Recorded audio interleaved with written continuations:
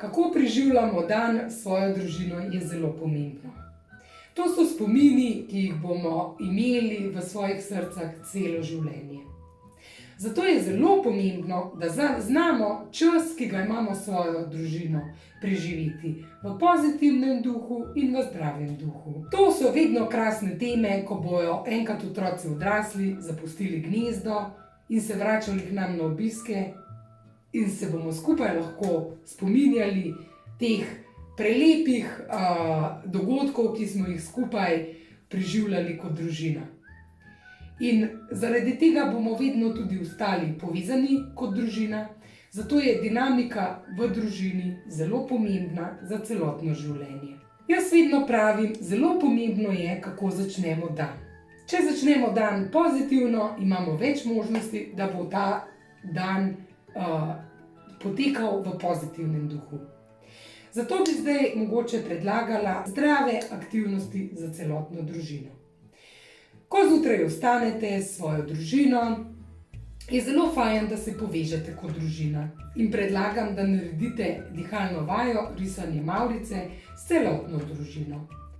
Kako se diha, sem povedala v prejšnjem videu. In potem skupaj z družino naredite en pregled tega, zakaj ste danes lahko vse hvaležni. Lahko vsak izmed družinskih članov napiše svoj spisek in ga na glas prebere drugim. Tako tudi otrokom pokažete, da se moramo vedno osredotočiti na tisto, kar je lepo v življenju, tisto, kar je pozitivno in da vedno moramo biti hvaležni za to, kar imamo. Ko naredite to vajo, je zelo priporočljivo seveda, da si naredite nek zdrav zajtrk, otroci vedno lahko sodelujejo pri pripravljanju mize, pri pospravljanju mize, pri pomivanju posode. Tako bojo imeli tudi občutek, da nosijo nekaj družinskih dinamiki, se bojo počutili tudi pomembne, ker pomagajo staršem in ker sodelujejo. Tako bojo tudi imeli občutek, da so odrasli in bojo dobili več samozavesti. Po zajtrku je zelo priporočljivo, če je le lepo vreme, pa tudi če ni, se pač lahko malo bolj oblečemo in greste na kakšen krajši sprehod. Lahko je to 10-15 minut, karkoli že. Važno, da ste skupaj vzunaj. Za čas kosila zopet vključite svoje otroke v kuhanje kosila, ponudite jim kakšno kuharsko knjigo in naj iz kuharske knjige oni izberejo, kaj želijo, da danes skupaj kuhate.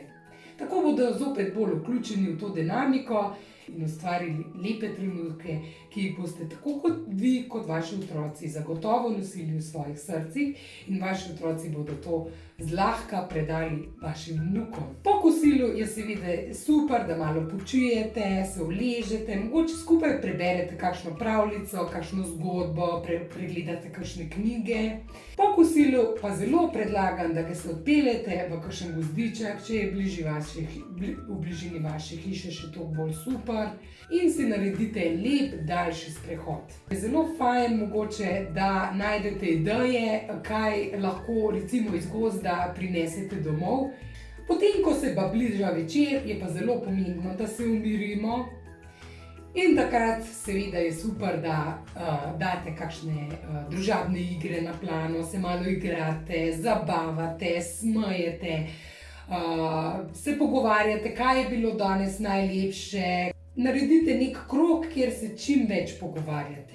Se povežete skozi družabne igre. Če imate voljo, seveda, lahko skupaj tudi spečete kakšne preproste piškotke. Otroci naj seveda zopet sodelujejo in tako naredite en lep večer. In tako zopet dan zaključite v neki pozitivni noti.